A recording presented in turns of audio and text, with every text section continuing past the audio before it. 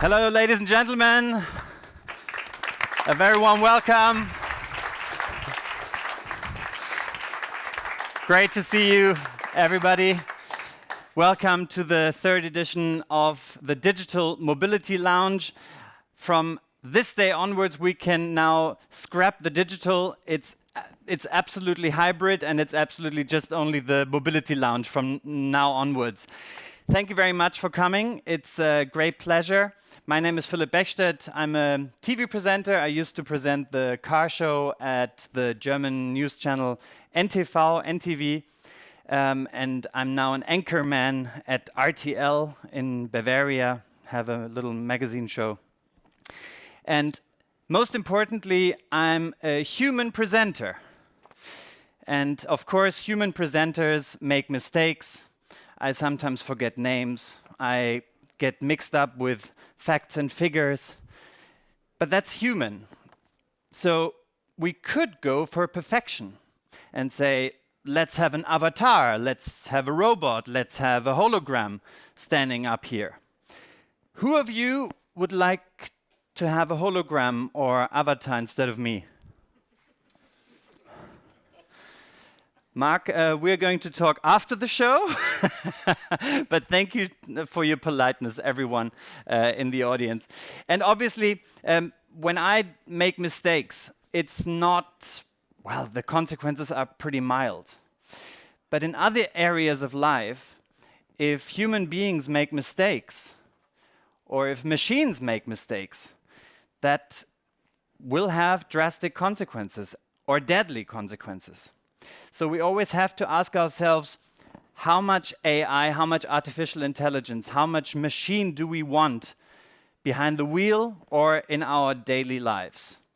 And that's why we're going to talk today about the machine behind the wheel, risk or business model. And now let me introduce your host of the evening from Porsche Consulting, the Executive Director Mobility, Federico Magno. Thank you very much, Phil.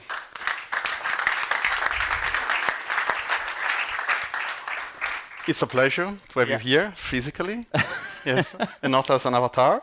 Yeah, and it's great to have people. I mean, we at the first Mobility Lounge, we were only with the speaker. The external speakers were all in, and masks and so on. And then we had the last one, which was a kind of a mix, but no audience. And this is so great. Yes, it's much better. It's also for me, it's a pleasure to have you, a group of colleagues and friends that are joining us in Berlin. And I am actually feeling a lot of pleasure in having physical presence here. And this is the proof that mobility and transportation is still better than metaverse, you know what I mean.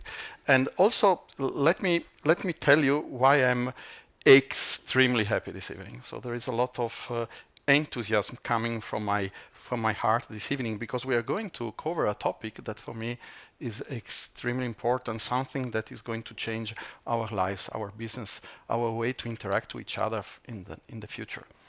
And this is something that is motivating me extremely. And you know me, I am now I'm going to provoke you. And first there is a promise among us.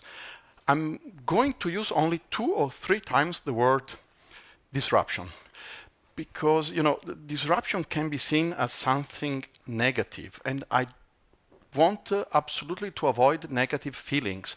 Technology is positive, and so disruption is a word.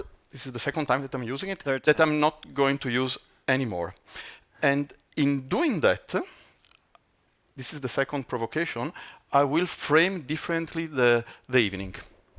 Because the title of the evening is actually Risk or Business Model. And yesterday evening, while preparing myself for the speech, I said, no. I'm going to provoke my friend, the audience, and saying that actually the right framing is chance and opportunity.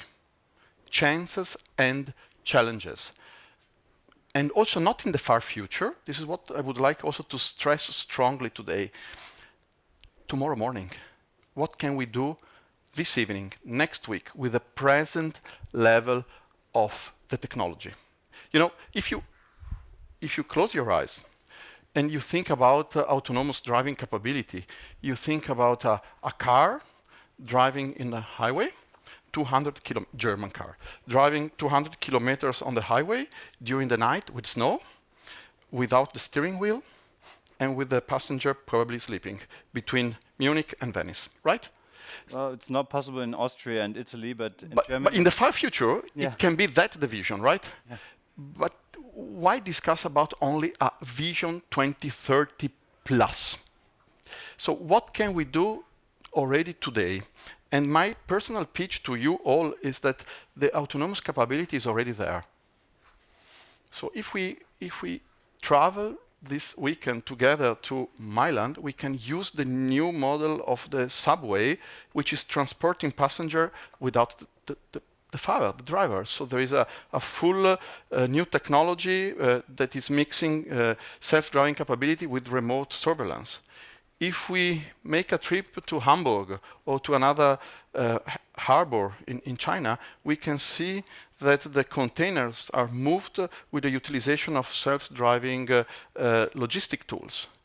If we fly on the weekend in direction Texas, we can visit, Waymo Via that is now piloting and trying to deploy the capability to have logistic trucks that are driving on the highway point to point without any drivers. And last but not least, if I invite you to visit the Porsche plant, then we can see that there are already in place system without any driver that are transporting parts from the warehouse or from the sub-assembly line up to the main assembly line and back. So automatic milk runs, AGVs. So the point is, Phil, it's there. And so the Champions League for us all is to identify which are today, tomorrow, next week, for the company, for the user, the right user cases and business cases that are sustainable, that are providing a really clear added value in terms of efficiency and effectiveness for everyone. And that can be in place already next week.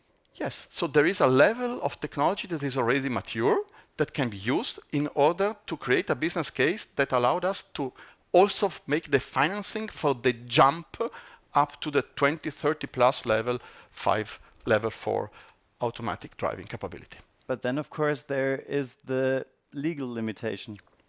Here we are, exactly. So this is the bridging between my part and actually the guest that I'm going to present now, because my understanding in framing the discussion exactly divided into 3 parts. First, the identification of which are the technology drivers. What is possible now, what is possible in the future, what can be done. The second, as I said, is the framing of business case, user cases, what can be done to create efficiency and effectiveness in business to business or business to consumer. But the third one, probably as important as the other 3 or even more, is the capability to create a legal framework that are nurturing the innovation. And this is why you are here, sir. So I'm going to present someone that is for me personally very, very important. So it's an honor to have you here, sir. So it's Professor Udo Di Fabio. He's going to explain to us and give us a lot of hints and explain to us which are the legal framework for autonomous driving.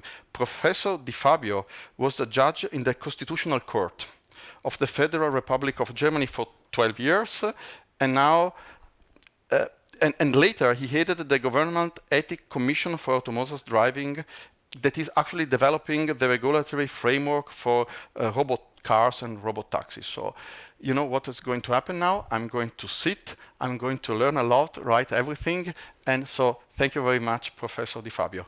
Phil, the stage is yours. Federico, we will see each other later on. Federico Magno. And I noted all of this biography on here as well, so now I don't have to say it anymore, but I know that he's excited by progress, but he also wants to set limits for the machines. He wants to define limits for new technologies and artificial intelligence. Welcome, Udo Di Fabio.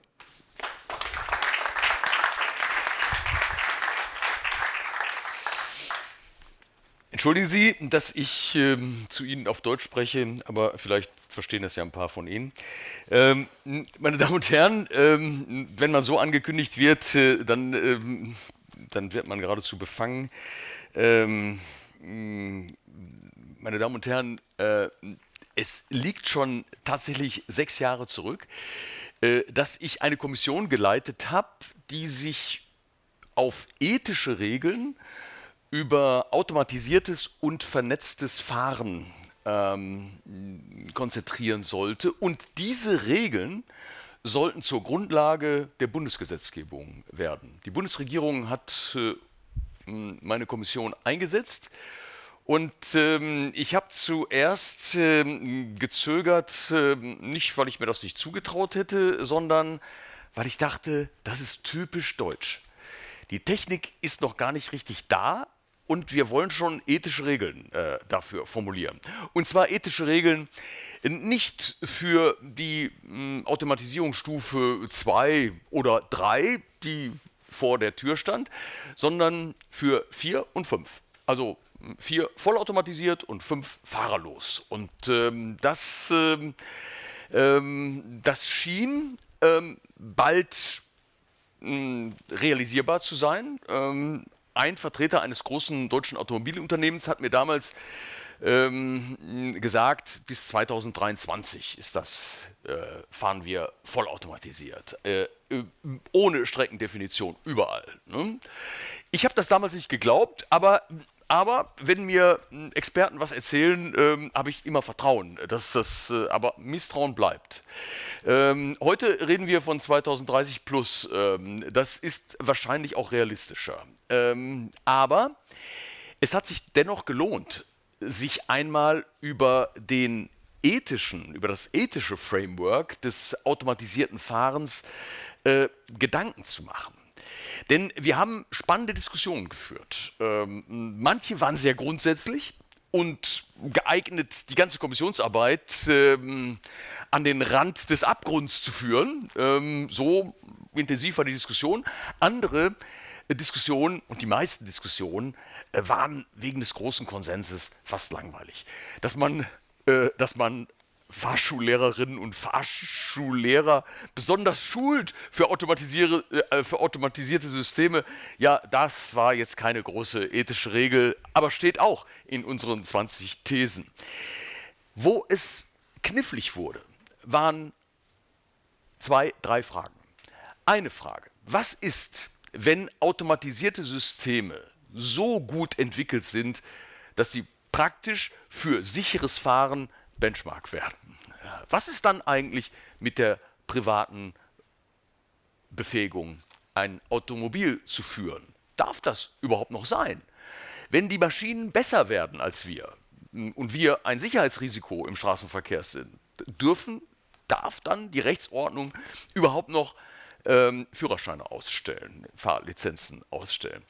Die Bundeskanzlerin Merkel hat einmal, auch vor einigen Jahren, auch als diese Diskussion in Deutschland begann, erklärt, also sie geht davon aus, dass das nur für einen Sonderbedarf noch Fahrlizenzen geben wird, wenn die automatisierten Systeme sich durchgesetzt haben. Eine interessante Frage. Die Kommission war hier zurückhaltend, weil sie überwiegend fand, dass der Mensch die Kontrolle behalten sollte, wohl wissend, dass wir auch nach Level 5 Systemen gefragt worden sind. Aber bis wir so weit sind, dass wir fahrerlos unterwegs sind, sollte der Fahrer, die Fahrerin die Möglichkeit haben zu overrulen. Und die Bundesregierung hat gesagt, sie würde unsere Regeln zur Gesetzgebung machen und hat das Versprechen wahrgemacht. Denn in Paragraph 1e, am E sieht man, später eingefügt worden, in das Straßenverkehrsgesetz, in Paragraph 1e Straßenverkehrsgesetz steht nun drin, was die Systeme können müssen, dass sie alle Verkehrsregeln beachten müssen. Gerade wieder teilautomatisiert von Bonn nach Berlin gefahren. Unser nagelneues, mit allen Systemen ausgerüstetes Auto hat auf der Autobahn plötzlich 30 gesehen, wo 120 war. und hat dann entsprechend gebremst. Und es ist schon besser, wenn man das noch overrulen kann. Und also es ist nicht fehlerfrei. 2030 plus ist realistisch. Aber die eigentlichen Fragen, die aufgetreten sind, sind Fragen, nicht, ob man es overrulen kann. Der Gesetzgeber hat das so vorgeschrieben, für den gegenwärtigen Stand der Technik sowieso selbstverständlich. Sondern eine andere Frage war, wie agiert denn ein System in bestimmten Konfliktsituationen, die wir uns schon als Menschen nicht wünschen? Nämlich die Situation einer unvermeidbaren Kollision. Und dazu wurde ein Beispiel diskutiert und heftig diskutiert in der Kommission, wo natürlich einige gesagt haben, das kommt überhaupt nie so vor. Aber darauf kommt es nicht an, wenn man ethische Regeln formuliert. Wie hoch die Wahrscheinlichkeit ist, dass das eintritt? Wir Juristen denken vom Grenzfall her. Wir beraten Sie bei einem Ehevertrag, auch wenn Sie im Honeymoon sind, weil wir an die Scheidung denken. Die Mehrheit der Ehen wird übrigens nicht geschieden. Das sollte man nicht vergessen. Also wir haben diesen Grenzfall uns überlegt. Und dieser Grenzfall geht so. Ein Fahrzeug, auf Fahrstufe 4, Fahrzeug ist unterwegs in der Nacht auf einer Landstraße. Es sieht mehr, als der Mensch sehen würde, aber auch die Technik ist begrenzt. Aus der Dunkelheit von Waldgrundstücken kommen auf beiden Seiten plötzlich Personen auf die Straße. Und zwar gehen 3 Kinder von rechts auf die Straße und die Mutter, die auf der anderen Straßenseite ist, versucht, die Kinder aufzuhalten und tritt auch auf die Straße. Das Fahrzeug hat nun folgende Möglichkeit. Die Vollbremsung reicht nicht mehr, um die Kollision mit den Personen zu verhindern. Also das heißt, es wird einen Personenschaden geben. Wenn das Fahrzeug die Fahrtrichtung beibehält, weiter stur geradeaus fährt, wird es alle 4 Menschen vermutlich überfahren. Also mit ihnen kollidieren. Wenn es einen Lenkimpuls nach links gibt, wird es nur die Mutter überfahren. Wenn es einen Lenkimpuls nach rechts gibt, wird es nur die 3 Kinder überfahren. Wie würden Sie entscheiden? Also wir würden in so einer Situation wahrscheinlich gar nichts entscheiden, weil es für uns zu schnell geht. Aber ein automatisiertes System, also wir würden irgendwas tun, würden das Lenkrad nach links, nach rechts reißen. Wenn uns später ein Strafrichter, eine Strafrichterin befragt, dann würden wir sagen, wir haben gar nichts überlegt. Das war eine Impulsreaktion. Aber ein System, das wirklich leistungsfähig wäre, könnte genau überlegen und hätte die Zeit.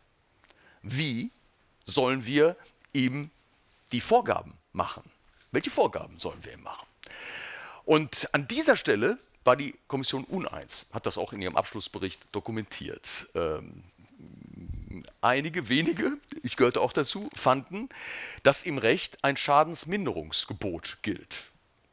Das heißt, wenn die Möglichkeit besteht, wenige zu verletzen, dann dürfen nicht alle verletzt werden, sondern es muss die geringste Anzahl von Personen dann verletzt werden. Dass man vorher den Personenschaden vermeidet, das war sowieso unstreitig. Aber viele meinten, man dürfe gar keine Wahlentscheidung treffen. Das heißt, das System müsste geradeaus fahren und alle überfahren, weil man keine Entscheidung treffen dürfe. Das leuchtet mir bis heute nicht ein. Und in den Regeln haben wir das auch aufgeweicht. Also da steht drin, kann zulässig sein, nach Quantitätsgesichtspunkten den Schaden zu mindern. Da steht das schon drin. Sonst wäre ich ein schlechter Vorsitzender gewesen. Aber was unstreitig war, dass man nicht nach Merkmalen unterscheiden darf. Da sagen natürlich auch Profis, als ob das die Systeme überhaupt könnten. Aber theoretisch und in Zukunft ist natürlich bei einer KI denkbar, dass Personen erkannt werden. Wir kennen alle eine Gesichtserkennung. Wir könnten uns vorstellen, dass man mit Gesundheitsdaten abgleicht und die Restlebenserwartung nochmal eben ermittelt. Ne? Der Mann ist sowieso schwer krank. Ne? Überfahren wir den. Eine solche Entscheidung ist immer unzulässig. Sie verstößt gegen das, was die Juristen, was die Verfassungsrechtler die Würde des Menschen nennen. Wir dürfen Menschen nicht nach Qualitätsmerkmalen einordnen.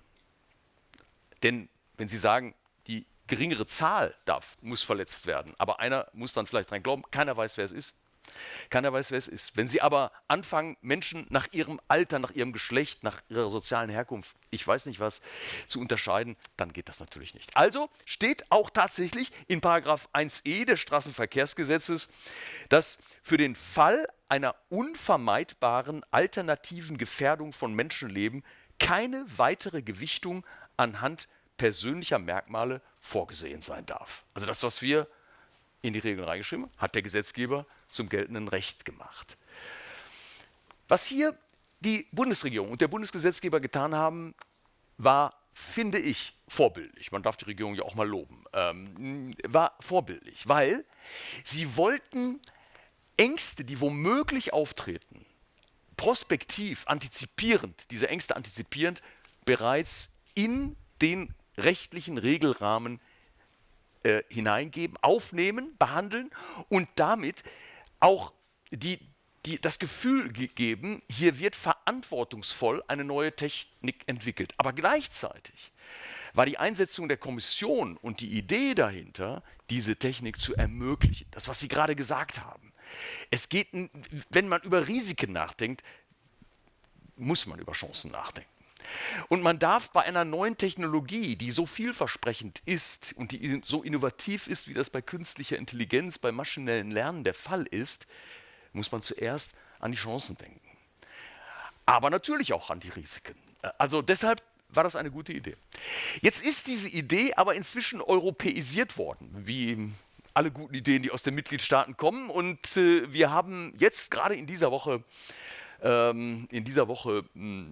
bestätigt durch den Rat der Europäischen Union der Vorschlag der EU-Kommission für einen AI-Act oder auf Deutsch etwas komplizierter Verordnung zur Festlegung harmonisierter Vorschriften für künstliche Intelligenz. Das heißt, man will einen Rechtsrahmen geben, nicht etwa nur für die Automobilindustrie und nicht nur etwa für Mobilität, sondern für den generellen Einsatz von künstlicher Intelligenz. Und dabei hat die Kommission und wird diese Verordnung ein Stufenmodell der Risikoeinschätzung verfolgen. Ein Stufenmodell. Und ganz oben stehen die hochriskanten Verwendungen von künstlicher Intelligenz. Und ich kann Ihnen jetzt schon sagen, dass Ihre automatisierten Fahrzeuge das Privileg haben, ganz oben zu sein. Also sie werden als hochriskant gelten, weil sie eben unmittelbar etwas mit Menschen zu tun haben, weil ihre Entscheidungen, in Anführungsstrichen gesprochen, die Algorithmen treffen, Menschen unmittelbar betreffen, weil es halt im öffentlichen Straßenverkehr genutzt wird. Die Hochrisikosysteme müssen nicht nur permanent evaluiert werden, sie werden auch von einer Aufsichtsbehörde überwacht. Und zwar fortlaufend überall da, wo die Maschine lernt. Denn gerade da, wenn sie sich selbst optimiert, wie wir das so schön nennen, oder wenn sie unabhängig etwas tut, was nicht programmiert worden ist, sondern nur trainiert worden ist und sie sich weiterentwickelt, dann muss genau das beobachtet werden, damit wir keine Überraschung erleben. Aber an dieser Stelle haben wir bereits in der Ethikkommission 2017 darüber diskutiert. Das setzt ja voraus, dass die Daten des Systems fortlaufend, da muss man sich vorstellen, mit welcher Übertragungskapazität das eigentlich geschehen soll, wenn wir anfangen, von 20, 30 Millionen Fahrzeugen im Straßenverkehr zu reden. Da ist 5G wahrscheinlich dann komplett überfordert mit. Aber geht nicht um die technischen Fragen dabei, sondern um die Frage, wer verfügt über die Daten und wer soll über sie verfügen. Die einen wollen es kommerziell machen, die anderen sagen, der Nutzer soll über die Daten verfügen, weil es ja seine Daten sind und auch persönliche Daten mit dazugehören. Ein Aufsichtssystem bei der höchsten Risikostufe setzt aber voraus, dass auch die Aufsichtsbehörde jederzeit Zugriff auf die Daten hat. Und da wird nun eingewandt, ja, aber wenn die Daten übertragen werden, dann können die Daten bis hin zum Quellcode des Algorithmus, der der Aufsichtsbehörde mitgeteilt werden muss, auch von anderen gesehen werden, etwa von Hackern. Und dann ist die Sicherheit eines vernetzten Systems möglicherweise durch die Aufsicht ein Stück weit gefährdet. Diese Fragen sind alle noch offen. Diese Fragen sind alle noch offen. Und auch die Verordnung ist noch nicht in Kraft. Aber es droht bereits, glaube ich, eine typisch europäische Regulierung. Das heißt, eine Bürokratisierung von Abläufen. Es werden diese berühmten Level Playing Fields geschaffen, aber separiert zum Teil. Also vielleicht für Startups gilt was Freundlicheres, die brauchen das noch nicht. Wir müssen aufpassen, dass wir unsere starke Stellung, die wir in Europa haben, die wir auch die deutsche Automobilindustrie natürlich hat, dass wir die nicht durch eine zu starke Limitierung einbüßen. Das sage ich als Verfassungsjurist, weil ich immer wieder die Erfahrung mache, dass wir vom Risiko her denken und dass wir nicht so sehr in Wettbewerbskategorien denken. Wir wollen das in Europa nicht, dass man so wie die Fahrzeuge von Elon Musk mit Pseudo-Autopiloten unterwegs sind, die im Grunde genommen nur Level Stufe 3 beherrschen und der Fahrer sich schon mal schlafen legt bei diesen Systemen, weil ihm etwas versprochen wird, wie ein Autopilot im Flugzeug. Und das wollen wir natürlich nicht in Europa. Aber ich glaube, wir müssen sehen, in welchem Wettbewerb wir transkontinental stehen. Und wir sollten auch hier die Nase vorn haben.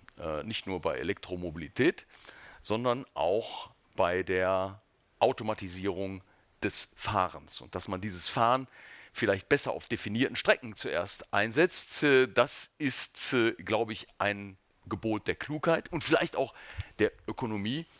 Denn wenn Sie im Flughafentransfer oder wenn Sie im Gütertransfer solche Systeme haben, dann werden die da ungleich wirtschaftlicher sein, als wenn Sie in jeden privaten Pkw versuchen, Hightech-Systeme, die fehlerunanfällig sind, zu verbauen und das natürlich dann ein gewaltiges Kostenvolumen erzeugt. An dieser Stelle, wir sind am Anfang einer Diskussion. Wir haben sie in Deutschland pionierartig geführt. Das bin ich geradezu ein bisschen stolz drauf. Aber juristische Beurteilung braucht auch immer die Erfahrung am Fall. Also wir können nicht alles immer voraussehen, sonst sehen wir viel zu viel Gefahren voraus. Wir müssen auch lernen mit dem Fall. Das heißt, wir müssen eine Technik sich entwickeln lassen, schauen, wie manchmal auch welche Schäden entstehen. Natürlich in einem Sicherheitskonzept, aber wir müssen dann darauf reagieren.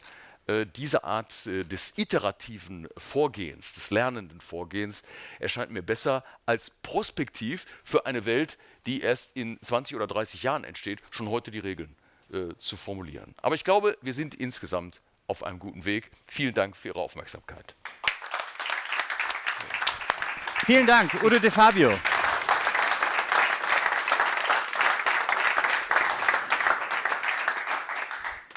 Ladies and gentlemen, and now let's come to our panel of the evening. I'll take a seat here. The first panelist, she was 15 years with Daimler. Now she is managing director at the digital hub Mobility by Unternehmertum in Munich, Europe's largest startup center.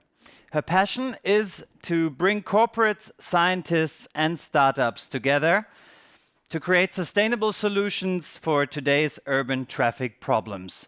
Kirstin Hegner.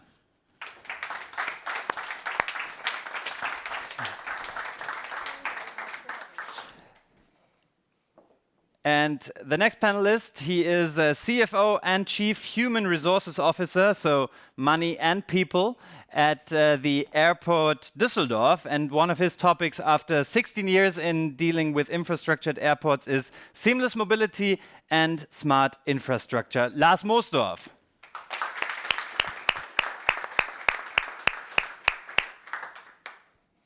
And now Yeah, well, everybody is talking about the mobility revolution. He is right in the middle of it. Mobility must be rethought and redesigned to meet the needs of the customers. So he says he's working in the bus group at Deutsche Bahn to make tomorrow's mobility a reality, also with autonomous driving technology and smart digital solutions. Welcome, Stefan Dümpelfeld, Head of Business Development. And he was with Volkswagen for almost 5 years. Then he founded the Volkswagen startup Moya from scratch, a mobility-on-demand company that wants to get more and more into autonomous ride pooling. Then he also set up Carriot, and now since exactly 2 years, he is CEO of Viva, and they're focusing on safe mobility. Ole Harms.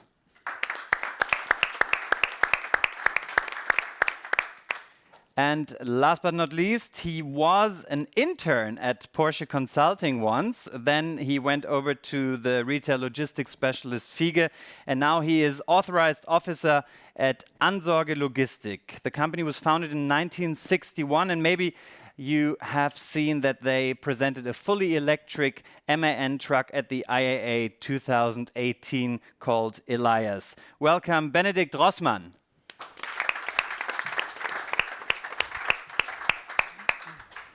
So, ladies and gentlemen, great to have you here. And we have just heard a very, very interesting and inspirational keynote. I would like to talk a little bit to start up with the technical versus the legal hurdles that you can see in your areas. Do you think the legal is still first at the moment? I mean, is the legal framework further than the technological development, or vice versa? I can start with that. That's a very awesome question, actually. So we as Deutsche Bahn, with a lot of partners, we are, let's say, piloting level 4 autonomous mobility in public transport in the south of the federal state of Hessen next year. And we see at the moment that the technology is actually available. It's pretty expensive, though, because we're in an early stage. The technology is expensive, so it's not very cost efficient. It's something you need to do in order to demonstrate what you also said, Professor Di Fabio, that it's actually safe to use autonomous transport. That's the one thing. The technology is there and the legal framework is there. And I believe by pushing that, by showcasing that, we are actually, we are demonstrating that it works, and I think we will then see if it's successful, if the technology is mature to really scale up. Because that's one thing I really see. On the one hand, the mobility transformation we are faced with in Germany, because we actually want to protect our climate, and that means we have to change the way somehow we move and all that stuff. So we need to have a mobility transformation, and autonomous driving provides you with a means of cheaper transportation. So it can be a booster for that mobility transformation and reduce CO2 emissions and all that stuff. But if we push it too quickly, and there would be, for instance, an accident next year or the year after, we would see it all over the news that autonomous driving causes actually fatal accidents and all that stuff. And this is one thing we really, really need to make sure that in the next years we do a lot of groundwork in terms of piloting, demonstrating that it works. On the other hand, we really need to make sure that it's really, really safe. Kirsten, in your ecosystem of startups, scientists, corporates, how do you see that? Is there a lot that can be already implemented in the next weeks to come? Well, next week, maybe not, but a lot is happening, actually. I also believe that autonomous driving is going to be a game changer. If we don't, and not for the sake of my personal car that takes me to the office and drives back if I forgot my cigarettes or my iPhone or something, not for that, but for autonomous shuttles that will move around the city and replace a lot of privately used cars, and therefore freeing space that is currently used for parking, Maybe we'll get to that later. But so that's the idea. Autonomous driving is extremely relevant for that, because the addition that we need to public transport, we will never have all the drivers available that we would need for those on-demand services in cities and also in small towns outside in the countryside. So yes, but everybody's waiting for it. So it's great to have these kind of. It's so complex. You need to experiment and you need to put it into the streets to learn. So we're all really waiting for it. And startups, what do? They can't wait for this technology to arrive. They have to go into places where they can safely experiment. So they go into logistics ports, or they go into backyards, sort of to keep on developing their technology in this area. So by the time it hits the road, for traffic purposes, they'll be there too. That's the way the game works. Yeah. Lars, you had the question as well, and Mr. De Fabio answered the question. So the legal framework for you as an airport is there. So why not use it much more? First of all, I agree what you said, that safety first, and especially at a place like an airport, that's most important, that nothing is happening, no accidents and no incidents are happening. But what we experience in the development of new technology, that at the moment I don't see a gap or a time lag between legal framework and technique. What is a very helping bridge between the development of the two systems, as you call it, it's the test case. So it's under legal conditions most of the time possible and manageable to start with tests, what you also experience with startups, for example. And that's, I think, the most important aspect to really make things happen and to develop things and to implement ideas, to work on ideas. And therefore, I don't see the two worlds as an obstacle towards each other. And I agree what you said, Mr. De Fabio, that let's start and let's make it happen, not by the expectation to make a huge master plan that will be implemented in 25 years, but let's really do it sequential. So step by step, and let's learn from those steps. And of course, both worlds need to learn. The technique as well as the legal perspective need to adapt. And in logistics, Benedikt, are you already as far as like trucks going from Hamburg to Munich all autonomously? No, I mean, of course, we are not there yet. But as we've heard already this evening, every new technology is like a learning curve, and you need to start the learning process before the technology is fully established in the market. At least that's our understanding. But we should also not push the technology too far, too early. So our idea was, and we did a white paper project with Porsche Consulting on that. Can we find a use case that's more tangible, that's closer to today than having end-to-end, hub-to-hub logistics transports from, let's say, Munich to Hamburg? Are there other use cases? And we believe there are use cases, like on your airport in closed areas. We envision or have pictured a use case on logistic yards, so private grounds where you can control who's entering. You can define areas where no people are allowed to access. So it's much easier to equip these areas with, let's say, sensors that you might need. And again, it's much easier to establish such a use case rather than going for the very big picture, Munich to Hamburg or vice versa. Yeah, please.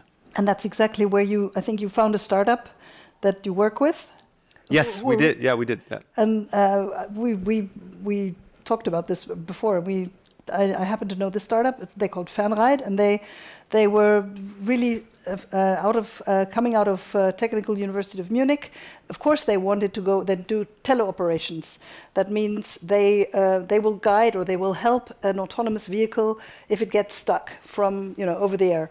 So of course they wanted to go into passenger cars, but when they realized it's not coming, they're now doing this in logistic yards, and that's where they're applying their technology and they're learning for the next step. Exactly the example I had in And mind. they just recently got an investor, I Yeah. heard. Yes, yes. They're doing very well. I mean, had they waited for the passenger car level 4, they would long be dead. So they did the right thing. And let me add to that, because you mentioned if something bad would happen, we would read all about in the media, in the news.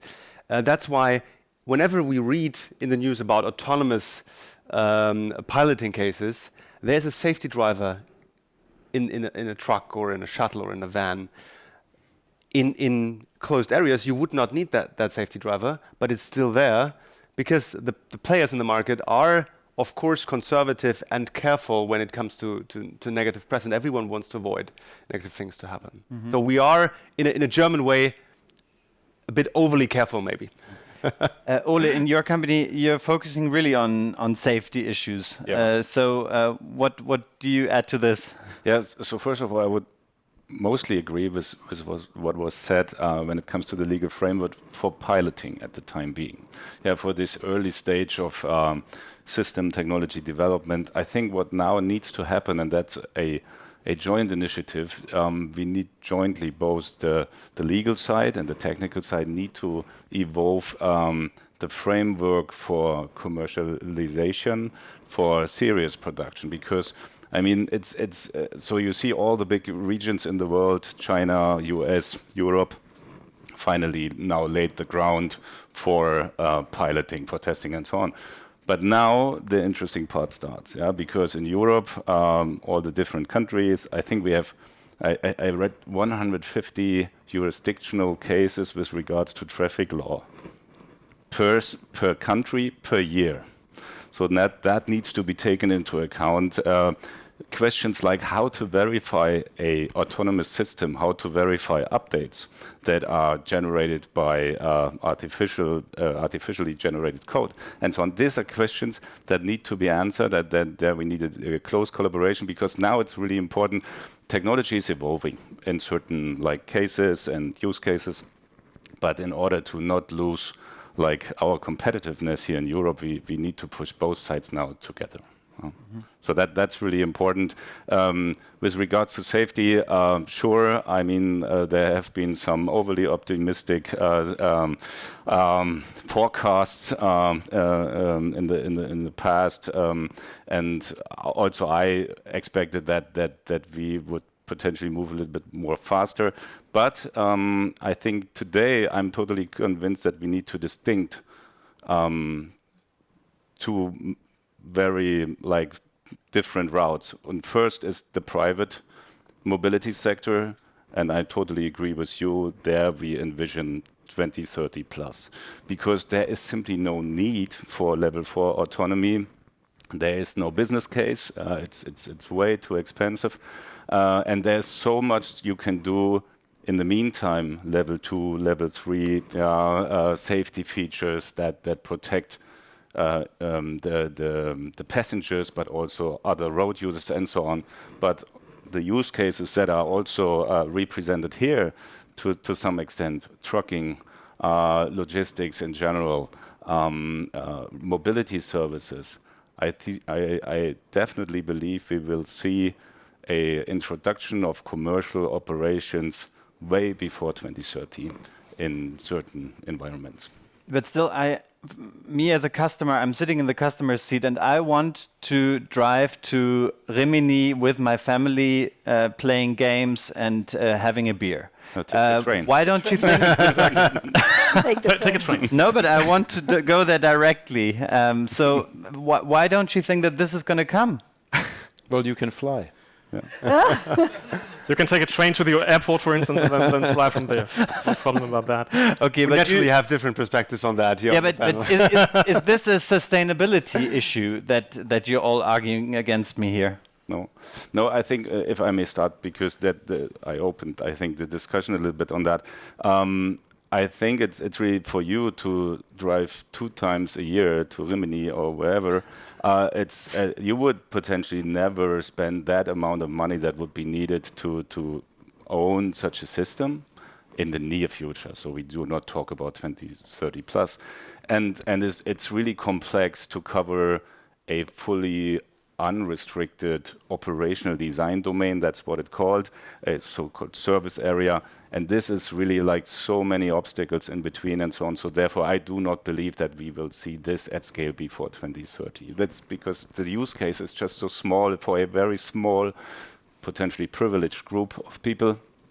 So therefore, I think the business model that's really found in other areas where somebody is earning money with it, because that's the push for this. Because you're saying he would be cheaper off hiring a driver to take him down there if he insists on using that time to play with his family. Yeah, but I think you're also to some extent saying that sustainability plays a major role there as well.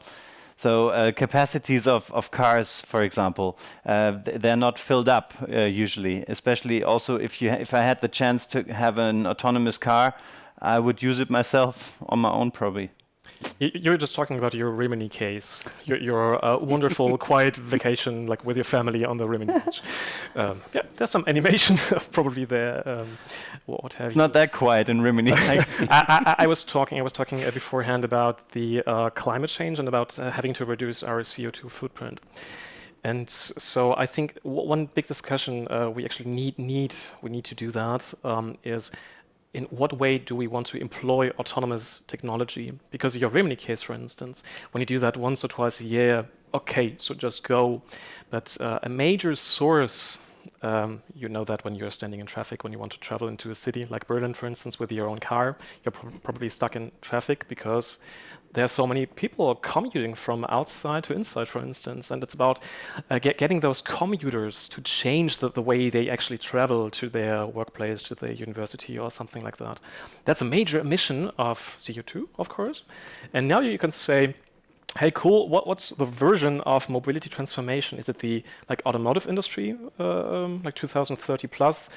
So every one of us has an own private autonomous car, and which we can just lay back, drink 2 or 5 beers or whatever, probably from the way from work to home would be better.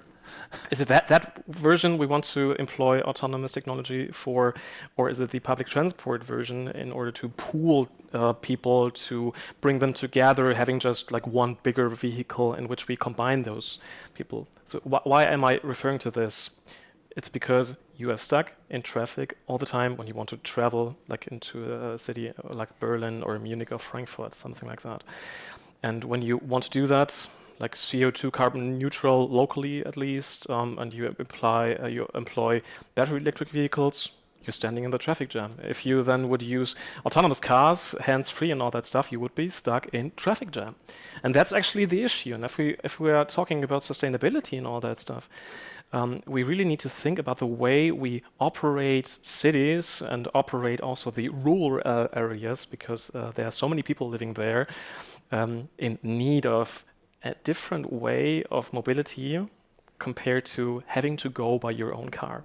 Mm-hmm. And I would like to add, I think I fully agree what you say. And if we widen the perspective a little bit, we just, as we all read in the newspapers, reached 8 billion inhabitants or people on this earth, but the growth will continue. And this shows the need of mobility will also increase.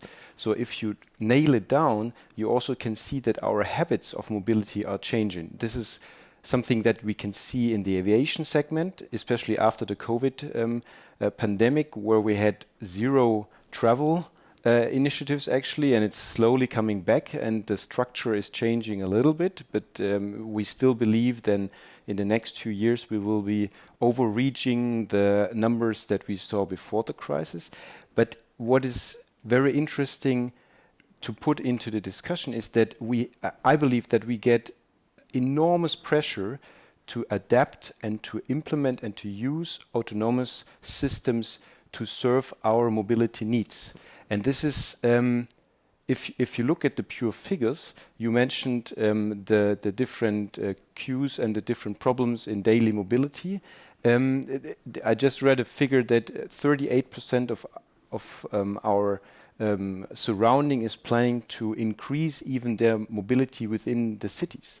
And how will we cope with that? We need to find an answer. If I can cite actually the system that is serving the mobility, for example, in Japan, in Tokyo, what would you guess how many people are commuting every day?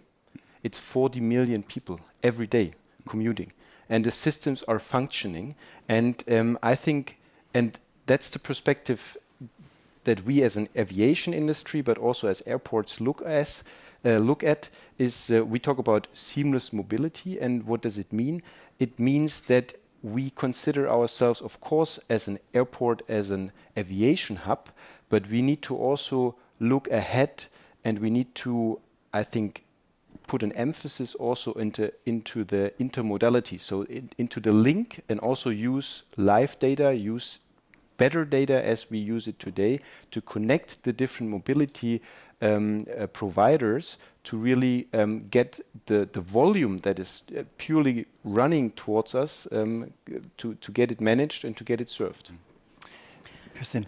I think what is so hard to get this shift done, which I firmly believe in, is because if you look at it from a personal perspective, okay, if you got your car, it sits in front of your house, and you take it and you go somewhere. And the promise is it's fun, you get where you want quicker and everything. You might be stuck in traffic, but you tend to forget that and so on. If you look at our mobility system from the outside, like from outer space, it's one of the most inefficient systems there is. It produces in Germany 2,500 deaths every year. Yeah, it's thinking, but it's still 2,500. So we're far away. We take it for granted. We accept that it creates that many fatalities. From the new system, we expect it to be perfect from day one. Yeah, it uses the capacity utilization is ridiculous. So as we all know, every car sits around 23 of 24 hours per day. So it is used maximum 1 hour. Most in big cities, it's just a new study, 50% of the cars are only used less than once a week. So they sit there. If you look at the seats, because cars have more than one seat, 4 to 5 seats, it's like 1.5% of all seats of the whole capacity are being used at any average point in time. We would never design a system like that if we were to build it from scratch. It's just it's very inefficient. And so at the same time, these cars use, if they sit around, I don't mind driving cars, but I do mind sitting around cars, idle cars.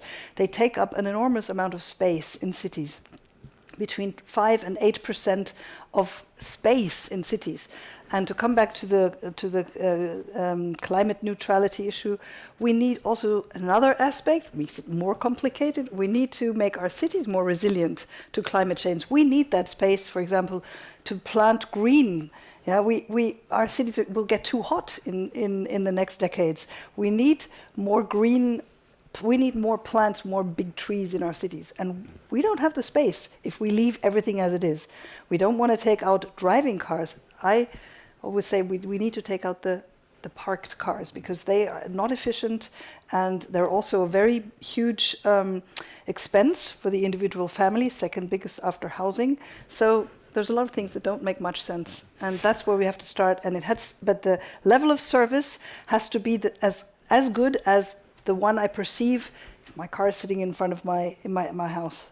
That's where we have to get with our autonomous shuttles. Exactly, and coming from the other side, I always like the question of what's really the need.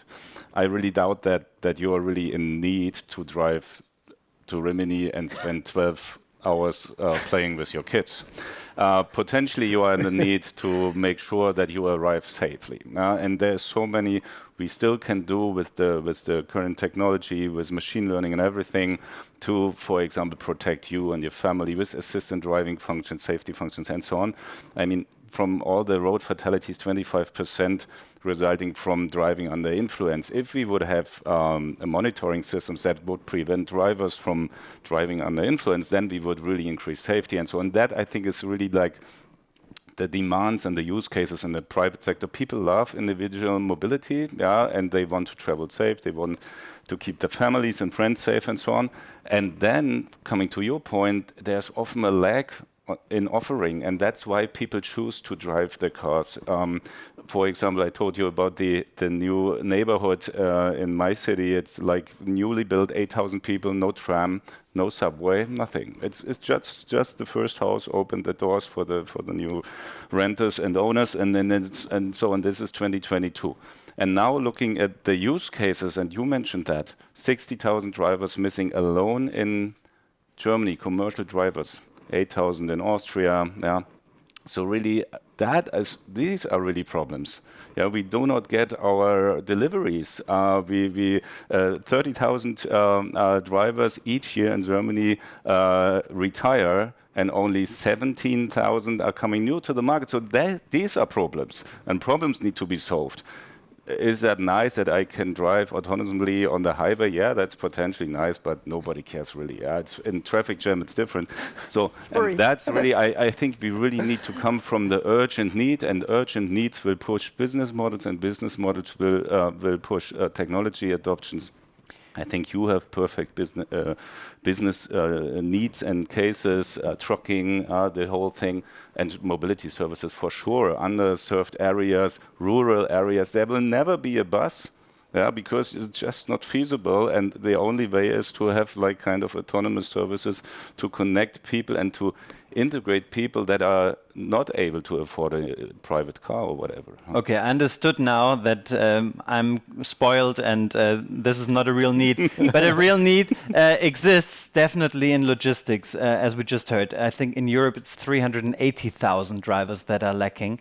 Where do you use autonomous driving already now and maybe prospectively in midterm? Yeah. Let me just, before answering the question, let me just quickly say, I mean, the official title is risk and risk or business model. So if you would ask me, is autonomous driving a new business model? Well, not necessarily. There's the saying, logistics, for us at least, logistics is the backbone of every economy. And we've heard how many drivers are missing in Europe and parts of that in Germany. So it's not about creating a new business model. It's about keeping the existing business model alive in a way, and keeping the product flows alive, getting the products to the people who need it, to retail stores when you want to go shopping the groceries, and you don't want to find an empty shelf, right? So where do we use autonomous technology today? I mean, obviously in warehouses. So inside warehouses, you can see that quite a lot. We've heard about AGVs tonight already. But outside of the warehouse, we don't use that today. But again, we have tried to get our minds around the technology. How could we use it in the near future? And you've mentioned one of the startups that offers such a technology, and they are still in pilot phase now, but they are very close to offering, for example, autonomous shunting tractors that can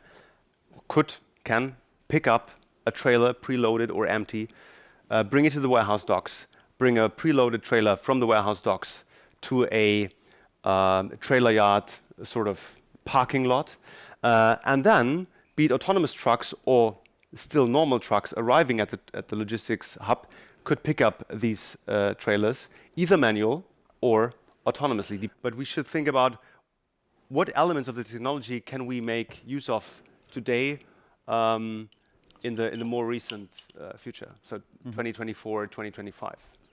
So it could also transport luggage, for example, at the airports. When will be the time where you don't have any more labor problems at German airports? If you talk about the current problems, it's indeed the issue that after 2 years of complete pause, and that's something we need to keep in mind. Of course, some of the labor in some of the processes have decided to work somewhere else. For example, at the Amazons of the world, or at the DHL, or wherever. And but that's, I think, a very good example, because if we talked about digitalization, if we talked about autonomous helping perspectives or processes a few years ago, this was always a question mark from the labor perspective, saying, you would like to cut off my job. And now I think this has fundamentally changed. We talked about the lorry drivers that are lacking in Germany, in Europe. The German labor agency just has announced that we will lack 3.5 million additional labor will be reduced until the 30s. So this will even increase, that we have a need that we replace today's processes with some techniques and some machines. And if you look at an airport, I think you can think about three perspectives. The first one is how to come to an airport. That's the passenger perspective. I think a lot of things will drive towards biometry. It's also something that we can see worldwide is kind of developing. It makes it much easier for us as a passenger to go through today's processes. Talking about security, talking about also other processes like check-in and so on. But on the other side, we talk about the so-called aprons, so the operations that is happening on the backyard of an airport. And I think there we have potential to really do much more in using techniques. You can autonomously let the trucks for snow removal drive, or also for the machine that brings, or maybe potentially the machine that what we mentioned a few minutes ago could bring the luggage from the airplane to the luggage belt. But there are also some other special vehicles that you could let drive autonomously, and that would increase, and that's the aspect that we need to talk about, efficiency. I think that's the aspect that we really need to drive. And of course it's expensive because you need to invest first, and our industry, for example, is self-financed, so it's not state-financed, and therefore we first need to invest, and then it's depreciated over a lot of years, and therefore the technique that you decide yourself to invest into needs to be reliable over a lot of years. And just give you one picture, if you are planning a terminal building today, you will most likely build it in 3 years, and then it shall be used in over 40 years, for example. But if you look at the technique that is developing, probably in 3 years and 4 years we don't need check-in anymore. And if you talk about luggage, maybe in a few years nobody will bring it or her or his own luggage to the airport, because we have a transport system that allows to pick up the luggage, and that's our wish as an airport, to also additionally serve, probably with partners, the customer in a way that we kind of go through the whole procedure of a travel experience. And that's what we would like to, we would like to add value for the passenger. And that, of course, means that, for example, processes that are at the moment in place will not be there in the future. And that's. But how far away is it? Because I mean, you told me, for example, you need lawn mowers because it's a duty to cut your grass. That can already be done autonomously. Is it already? Well, I would say the technique is most of the time developing very strong, or is even there. The question is, you need to take the decision based on the available technology, the legal framework, of course, but also then the investment, and is it profitable? And if you look, and I think this was maybe the positive aspect of this severe crisis, a lot of things that were not profitable before the crisis to invest, for example, and we talk about autonomous developments that are directly linked into the question of decarbonization. And we as an aviation industry really seriously work on projects to reduce emissions, and often it's linked towards each other. And for example, during the crisis, we as an industry really try to invest in new techniques, talking about lighting and other things that were not profitable before, but are profitable now, that we also get a little bit of support, sometimes on the European level or even on the state level here in Germany. Okay, but where is the real need, and where are the developments that can be implemented pretty soon? Can I quickly add to what you just heard? I'd like to make the case that you mentioned higher utilization, higher efficiency. I think you can link that very well to sustainability as well. If we think about a tractor the moment it leaves the factory, the moment it has been produced, it has a CO2 backpack in terms of the CO2 emissions that got emitted while it has been produced and the raw materials used and so on. So if we find a way to better utilize a truck, a snow patrol machine, tractor, if we do not need to adhere to mandatory breaks that, for example, truck drivers need to take, maximum working hours we need to adhere to, obviously, for good reasons, by the way. Then we make better usage of the existing trucks or in cars or whatever infrastructure, and also reduce the CO2 footprint of them.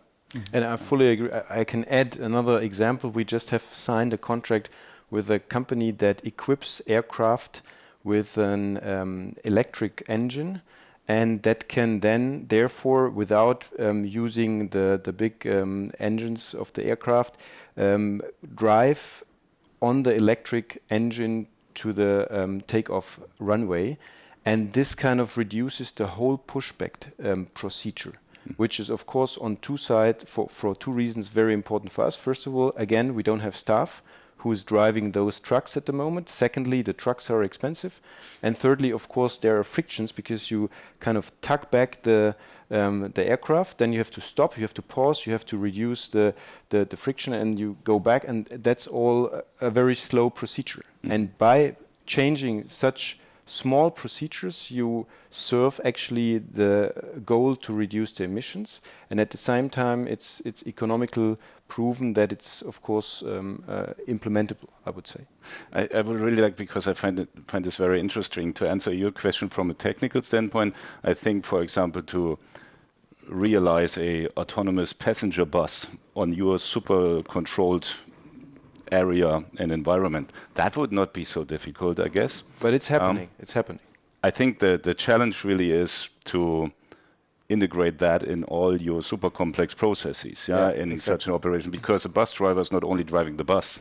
And this is, for example, why when we created Moya back then, we thought about the whole value chain. We already had this autonomous thing in mind, because then somebody needs to open the door, somebody needs to make the check-in at the airplane, that everybody is now there, and so on and so on. And I think this is a little bit more the limitation, to really find the investment and the integration in the processes from the technology. I would definitely believe that this is something that's to be solved within the next few years in such a very super controlled operational design domain. You were just mentioning beforehand that like additional services on the airport for passengers, and I mean your main item, your main business driver is actually passengers, probably, because without them there wouldn't be any airplanes flying from there. Oh. And what's really funny as hypothesis is that when you have a super awesome mobility system at your airport, it's pretty neat. So people would say, "Wow, autonomous bus," and all that stuff. And I see that too. I mean, it's pretty easy on a controlled area to really implement that. But like you need to, and this is my point, you really need to, especially in terms of public transport and all that stuff, focus on what are the needs. You just mentioned needs. It's about the client's needs. And I see way too often, it's our maybe traditional way of planning mobility and all that stuff, rolling out public transport solutions. It's not about the customer, and the customer wants to travel from door to door. And referring to your example, it's interesting that you are optimizing like your airport mobility for that passenger, but that person has to go, I don't know, 3 hours by car in order to park somewhere near the airport. It's not linked. And this is the challenge we really have to undertake, and we really have to tackle, linking existing transport systems together to make it really client-centric. And I really strongly believe that autonomous driving can help us in smoothing out those different systems and connecting those different systems. And I see that too. That's another point. Like the lack of driving personnel for public transport companies is really a major issue.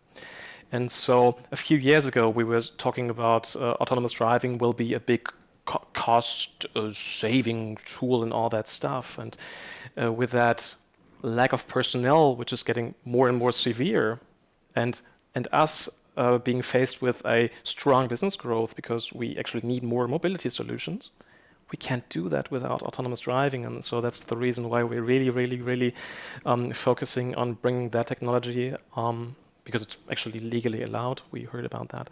Yeah, but there are still people in rural areas waiting for the bus, and sometimes they have to wait for days. So why can't you change it? That's a pretty good question. Autonomous driving can help to have the public transport extended to your doorstep. That's one thing. And when you are asking me why can't we, for instance, as Deutsche Bahn, why can't we change the mobility in those areas? We are not responsible for organizing the mobility. It's the public transport authority. And so you have to have 3 different players. You have to have the public transport authority ordering and demanding those solutions, and also subsidizing them, because the more rural, the higher the cost gap, and the more, let's say, inefficient it is. You need to have a public transport provider and a T provider or whatever, like providing those public transport systems, and you have the passengers. And those passengers are what's really crucial. And so that means we are working with those public transport authorities, with different players, startup technology providers, whatever, in order to come up with, let's say, a mobility system to help those rural areas to improve their mobility. Because it's very slow, right? Yeah, exactly. It's like this. Yeah, please. I'm sorry. Because I wanted to come to startups next, because it seems that you have to think about so many things that in a huge corporation exist, but in startups it's quicker. A few months ago, we asked Fraunhofer, how could the mobility transformation succeed in 2030? And there were a few conclusions. And the one is you need to have offering. No matter where you live, you have to have different options, you can choose from. Your own car, a bus, an on-demand shuttle, your bike, whatever. Offering. The second thing is you need to focus on the client. I already talked about that. The third thing is you have to have public transport authorities really ordering that, really demanding that. And you were beforehand asking when that technology would be, autonomous driving, would be ready. I already said that we are piloting level 4 public transport in 2023, and we believe that after then we will see a continuous increase in autonomous shuttles. And so in Frankfurt and around the area there will be autonomous small buses? Yep. 15 level 4 shuttles transporting people on demand. And with that we hope we can demonstrate that it's a pretty good technology, and we really need to move on so that you, when you live in a rural area, can in maybe 2 or 3 years just order your autonomous shuttle getting you to the next train station. Can you invite us for a ride when it's there, please? I can do that. Love to see that.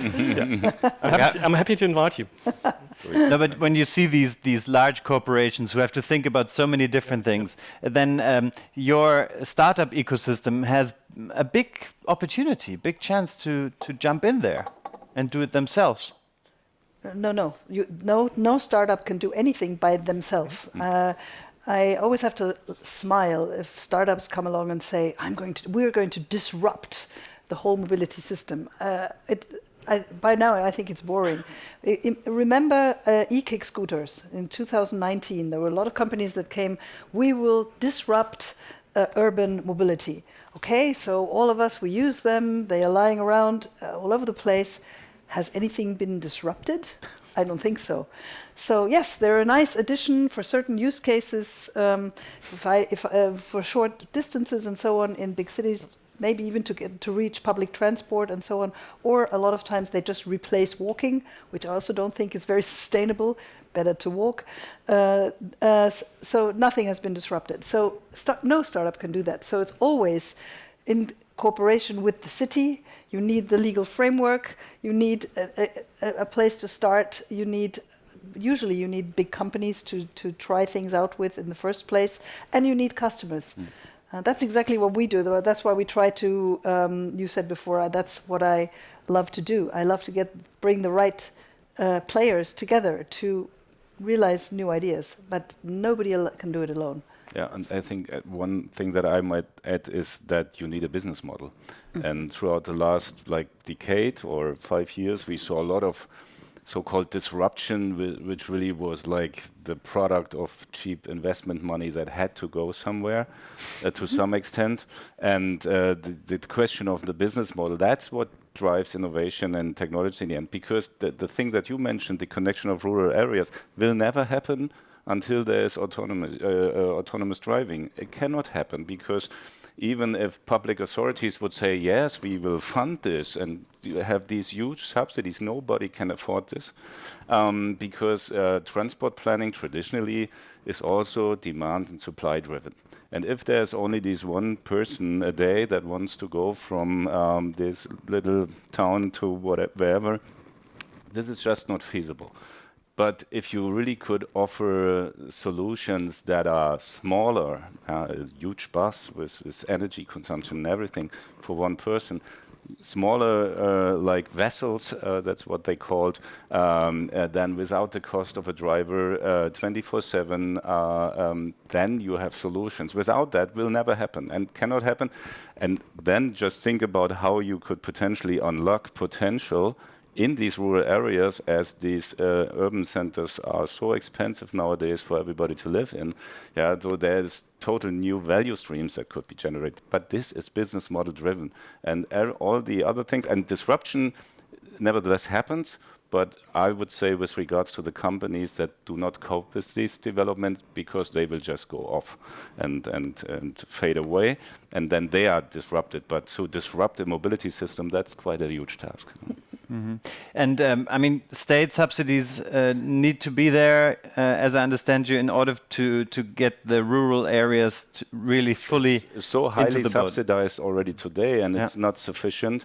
And if you would really love to have a sufficient supply, then nobody could afford this. No. One other aspect is definitely the functionality and the safety about autonomous driving. Obviously, as we've already heard, the human being is always a factor that could potentially cause a lot of damage in this closed system of autonomous machines. Do we need to give up a little bit of our human freedom for these machines? Do we need to give them a bus lane in order to get from A to B safely and without us interrupting them? I would say the one thing we have to give up, and you mentioned that earlier, is possibilities to park your own car somewhere. I think that's one thing we really have to give up. But besides that, I'm not sure if I really grasped the question correctly, but in my If your buses can go from Frankfurt to Heusenstamm on a secure lane and without any human interruption.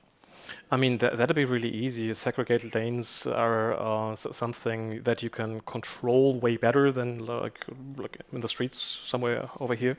For instance, you can control that, but there's not the possibility everywhere to really have separate bus lanes. So you have to have technology and autonomous systems capable of driving along just in regular traffic. You really have to have that. Yeah, it's just not cannot work, because these separated lanes, bus lanes, they are normally used for wild parking. So there's a construction site any other day or whatever, and the vehicle, whatever it is, it needs to be able to drive totally by itself and in mixed traffic. And I'm totally convinced that that's doable, and it's not so far away. But sorry. Oh, go ahead. With regards to having this dedicated lane, I think this would be really difficult. We have, just as an example, we have 13,000 kilometers of highway, German highway in the country, and most of these 13,000 kilometers are only 2 lanes per direction.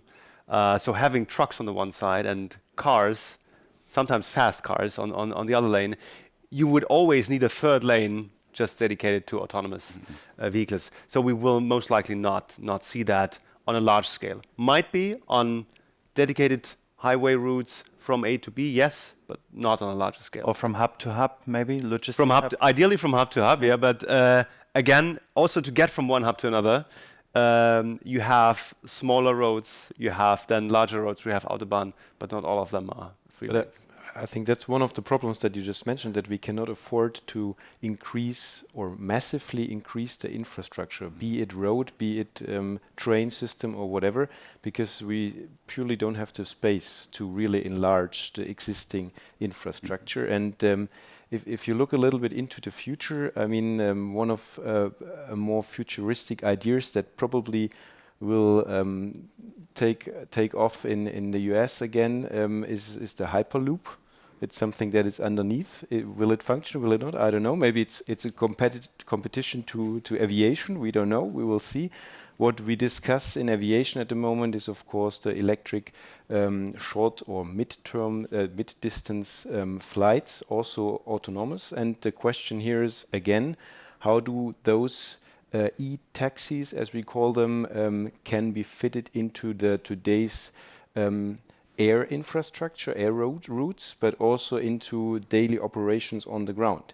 And from an air perspective, for example, it's a completely new business model, because the processes will be different. And here, again, and I agree what you said, it needs to be profitable at the end. Of course, technique is there. Of course, maybe the idea is there, maybe the legal framework, but at the end, if you want to go beyond the test case, then you need to have also the customer that is paying for it, or you of course deserve the state funds forever. But I think that's not the idea of such a development. And if you go back to taxis, for example, when we discuss at the moment with the different providers that are in the market, you can already see that as an airport, I consider us a little bit similar from the business case perspective, like a gas station. So of course we earn money to refinance our infrastructure, the airport infrastructure, terminal, runways, and so on, through our customers, the passenger and the airlines. But on the other side, of course, we have a big interest to earn additional money with, for example, shops, retails, and so on, like the gas station with the newspapers and so on. And I think that's very important, because in this part we need to be efficient. So we need to be, airport of the future needs to be a place. Today the people come 1 hour earlier, and during summer peaks when we were in the terminals, sometimes passengers talk to me and they were 10 hours earlier, and now you are surprised why 65,000 people are walking through Düsseldorf Airport and are queuing somewhere. But if you look into the normal framework, we need to be attractive, of course, and you said we need to have the offer, and we need to, of course, reduce the obstacles within the different traffic providers. So we need to work better together. I think we need to also exchange the ideas beyond each of our silos. That's one maybe takeaway to increase the speed of development. But the second thing is, of course, what is the customer and what does the passenger of the future want? What is its needs?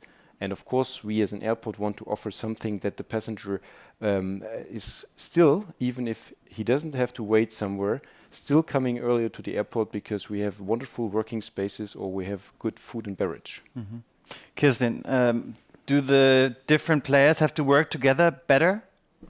Well, as you could see from all the examples today, I think everybody who's here, that's exactly what they're doing. You're working on a big project in Hessen.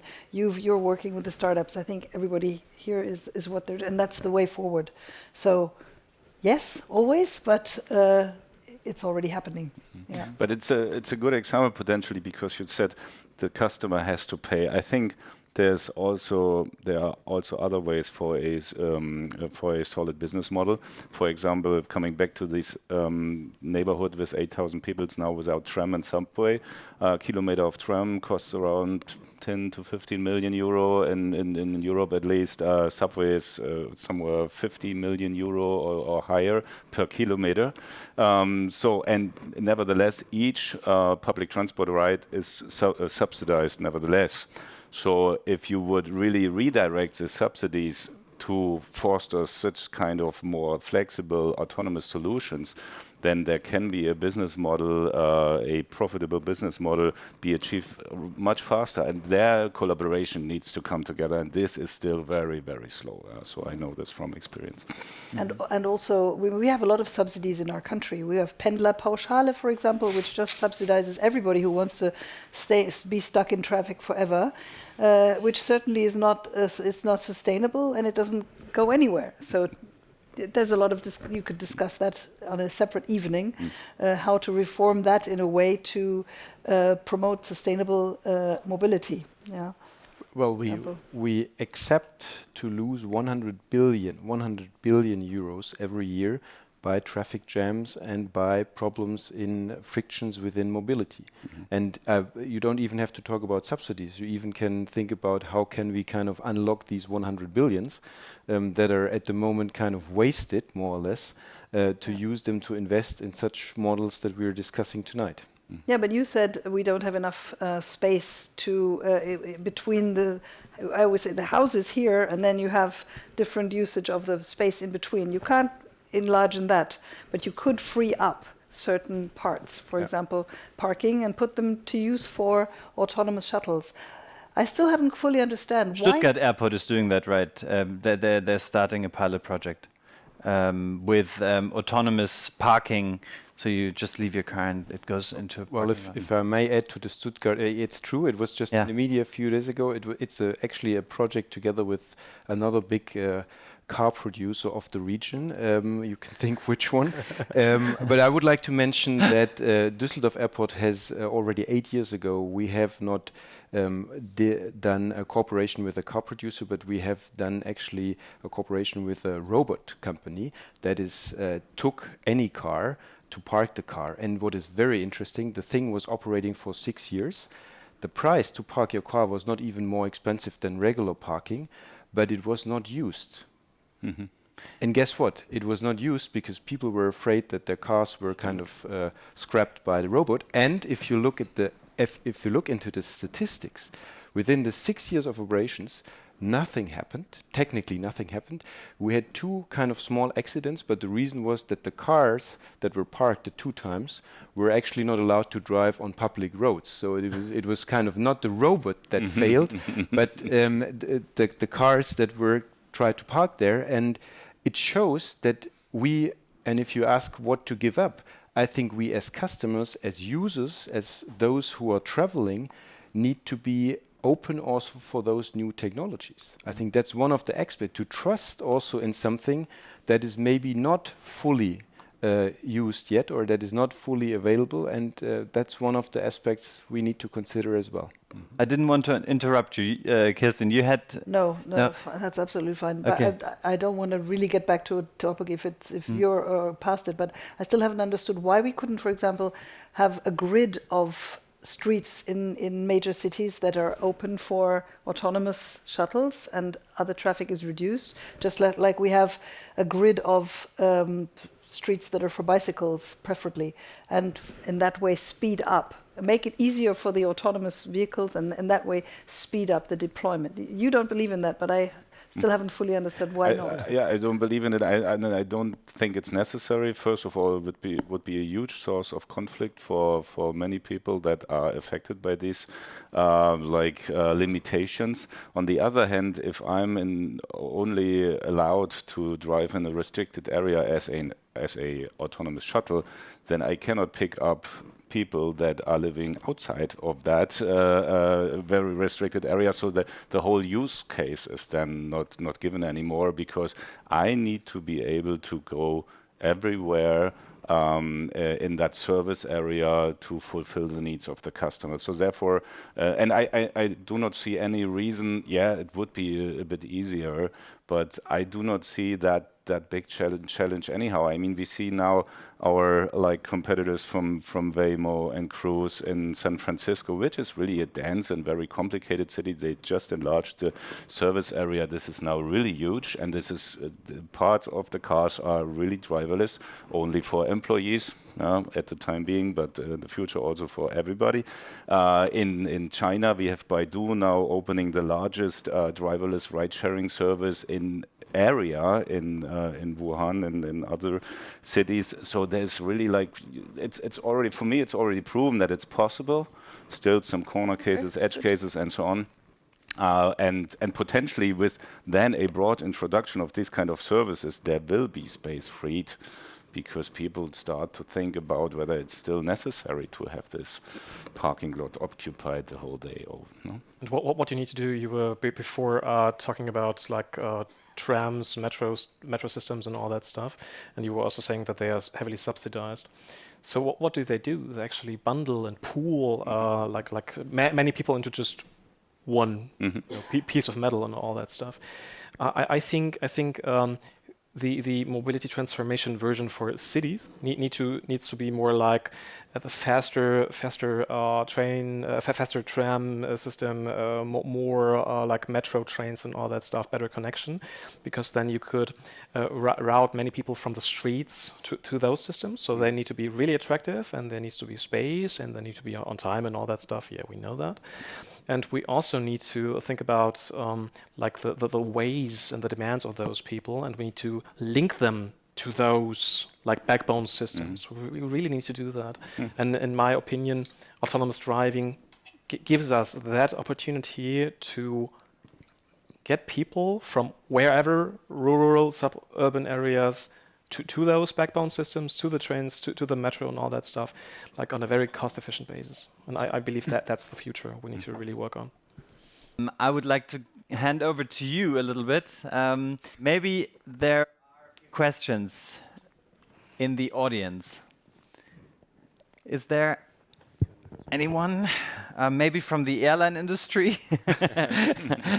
One interesting fact you told me beforehand was that there are actually 2 people driving in a car, checking with their eyes whether there are obstacles on the runway. This could be done by an autonomous car with a laser, or when you listen to the conversation here, and you're from the airline industry, from Eurowings. What can you, in your perspective, see, especially when it comes to airports? Where will autonomous machines take over in the near future? We embrace every move you're making into that direction, because we face the lacking of stuff every day. And when we look into baggage loading of an aircraft, actually, when you look at the machines that you see on the apron, they are more or less the same that you've seen 30 years ago. So there, in many other industries, a lot of processes have changed, a lot of innovation has taken place. Actually, baggage loading is very much the same 30 years ago. So in some instances, it is the very same machine because it's 35 years old. And why is that? Because there is an industry that's not earning a lot of money, so the ability to invest long-term is limited. So we're looking forward to the airports taking control, because they have an infrastructure that belongs to them, that they control, that they invest in on a long-term basis. And everything you can do to help airlines be more efficient, have less costs, will make us happy. So we are looking forward to any innovation. And for example, we're asking ourselves why the air bridges that are in a very small area cannot be brought to the plane autonomous and pulled back from the plane autonomous. It would save one person. And it's a very controlled area. The aircraft is always right on the spot and with cameras and everything. So we're just asking, when are you starting to really, that not only we have pilots and single cases, but it's really rolled out. And I think it's only the airports being able to have that invest, because the handling agents are there for a couple of years with a margin of 2%. And is it subsidies or whatever it is, whatever it takes to push forward there? Thank you very much, Vicky Scherber. Should I directly answer, if I may? Please, the airport should do more. I have to disagree. Of course. First of all, we as an airport, we see our service as a service provider, also to you, to the passengers, to the customers. But if you look at the fragmentation of the processes in aviation, I'm not talking about airports, I'm talking about in aviation. This is driven by the fact that over years, of course, cost efficiency and profitability was the focus in the industry. Also, by the way, by pricing tickets for airlines. That's nothing that airports are doing, that's what you are doing. And if you look at the processes that you just mentioned, it's not in the scope of an airport. You are hiring a service provider that is operating the luggage for you. You are hiring a service provider that is handling the check-in for you. And you could, if you would actually be ready probably to spend more, but also to use other technique or to ask us to invest into other technique, we could smoothen these processes. So I can just, of course, give our hand from the airport industry. We are willing, we are ready, we are open to do so, but it needs to be a joint and a cooperation because it's very fragmented, and I think the solutions are available and we need to combine them, but we would need to be ready to do it jointly. Online negotiations here. That's Do we have maybe just one last round for all of you? And for me, autonomous driving, as I understood, of course, it has to be in place, first of all. But once it's in place, once it's there in all of your areas, where do you see the biggest opportunities in terms of either cost reduction, efficiency, or gaining money, making money? Where do you see the biggest opportunities? Maybe we can just go around.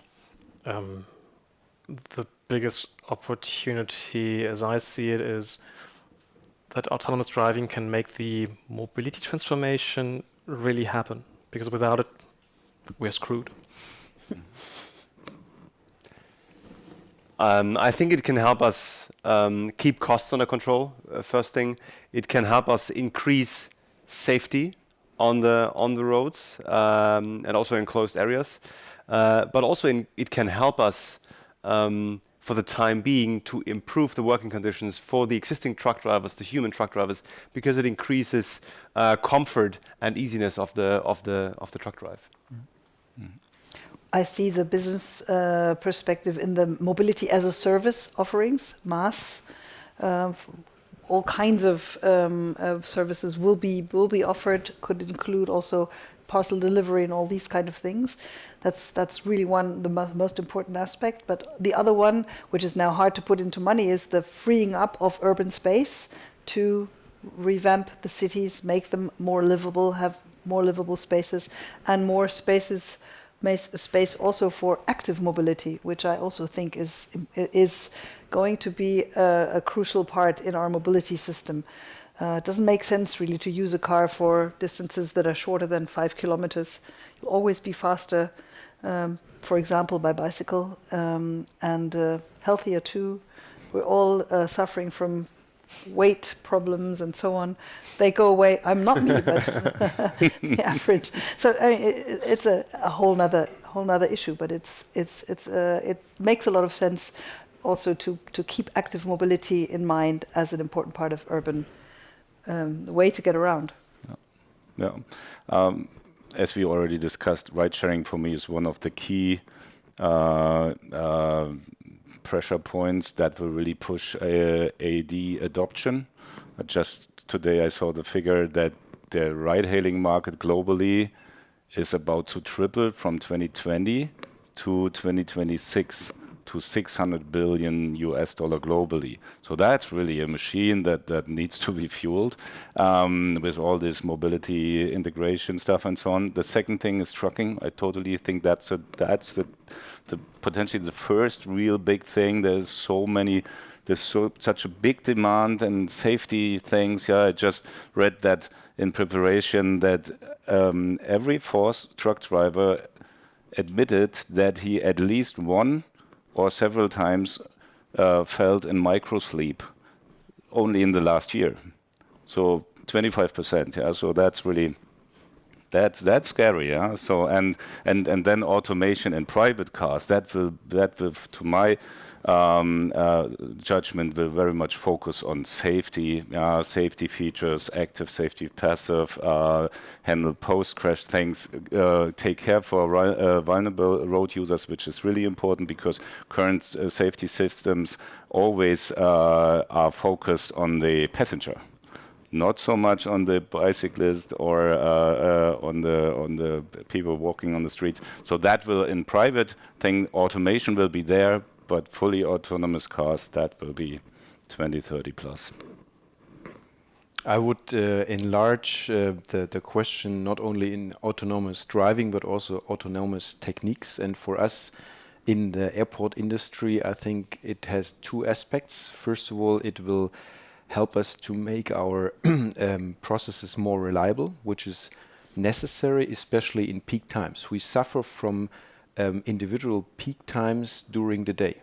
So the overall infrastructure is quite reliable, but if you have some frictions and some problems within 20 minutes, in a time slot of 20 minutes, 25 minutes, this can destroy your whole day, including, of course, the whole processes, including the aviation, the industry, in a sense of that aircrafts leave later and arrive later and all those things. So reliability is one aspect. Also, of course, efficiency and cost combination at that point. But the other thing that I think we have not thought to the end yet, but it probably will open a lot of opportunities as well, is that we therewith free up opportunities for additional business cases and business models into better understanding and using data, for example, the customer's needs, and to serve the customers in a way that they are also willing to spend for certain services.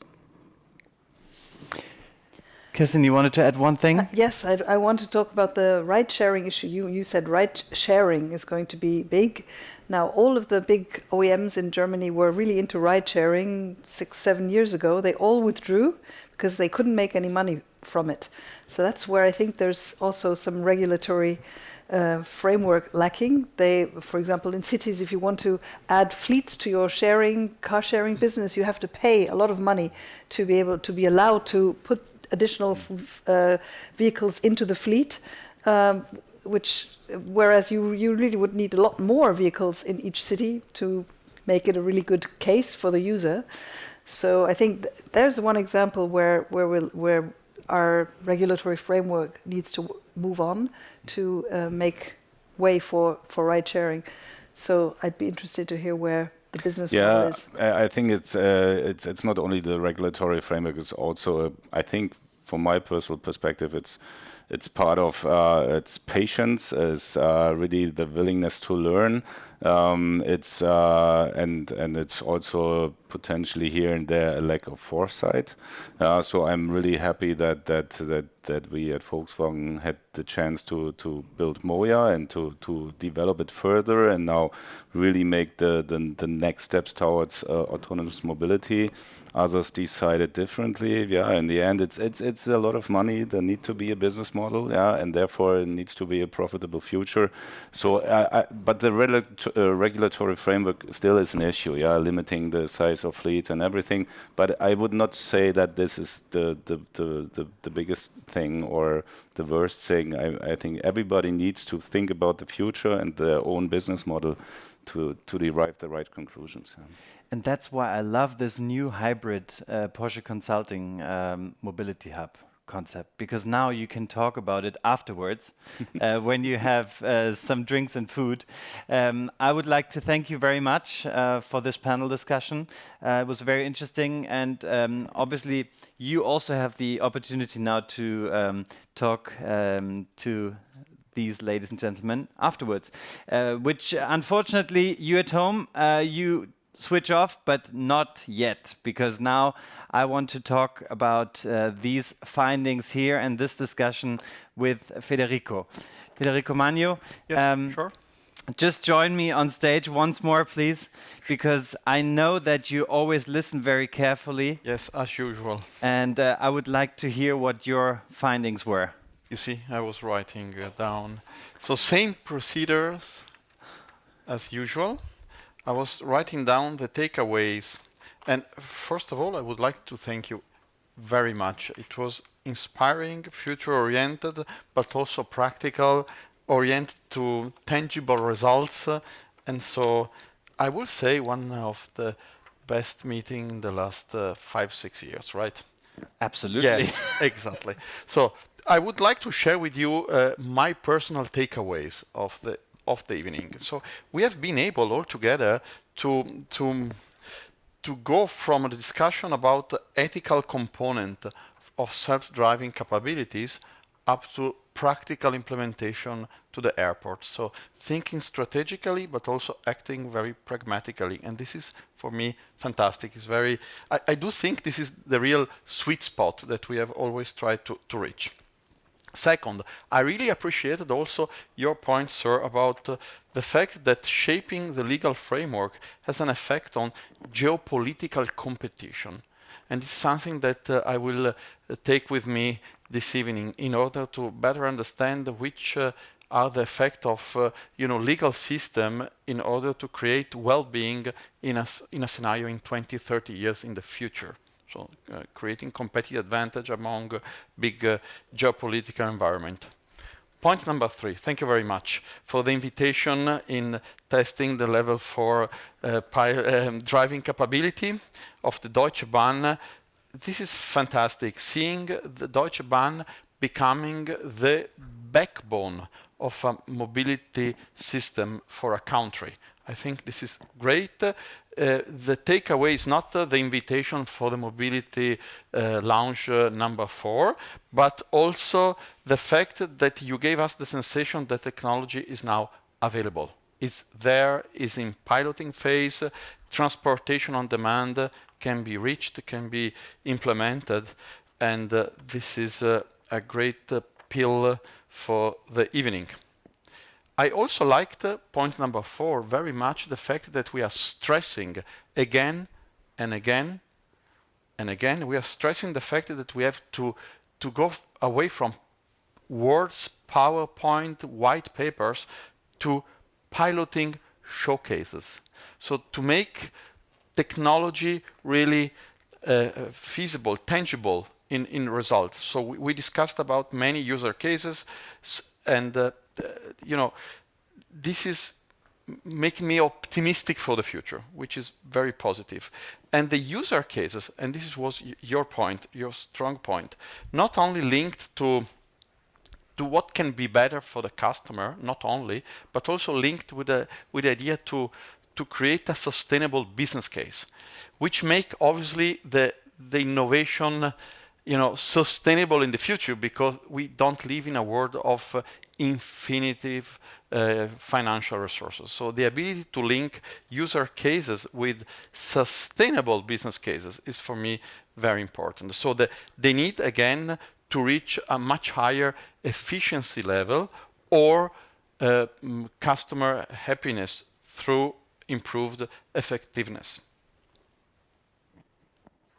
I liked also very much, and this is my point number 5, the fact that we all agreed on the fact that the need of mobility will keep on increasing. I think it was your point. The need of mobility will keep on growing. We will have more singular mobility. We are going to have shared mobility, mobility on demand, linking not only business cases, but also an ethical aspect of making the life better for people that are living in rural areas and cannot afford a personal mobility solution. This is great. So we are also contributing to a better world in the future while implementing this idea of autonomous driving. Final takeaway, because I don't want to use too much of your time. I'm going home today with a reinforcement convincement that the key, again, for the future is to think mobility in an ecosystem logic and not only in pillars or layers. So it's an ecosystem. And this ecosystem has the necessity to be multimodal, integrated. So we are going to see in the future a mobility that link train, cars, people movers, electrical aero taxi, and probably not, the Hyperloop, or eventually yes, but we discussed that. Obviously keeping the Deutsche Bahn as a backbone. Thank you very much. It's going to be seamless, integrated, for sure safe, and data-based. So the idea of creating a legal framework also for data sharing is the key to create a better mobility in the future. So we are going to see soon new logistic parks, and improvement in the airports. And at the end, as usual, I think it's necessary to make the point that customer focus is always the key for success. Thank you very much, Federico Magno, and I'm really looking forward to the next Mobility Lounge. And for sure. I wish you, ladies and gentlemen, a very good Christmas time and a happy New Year 2023. Thank you very much to all the participants, also to the technical team, and of course to you. Thank you very much for being here with us today. Thank you.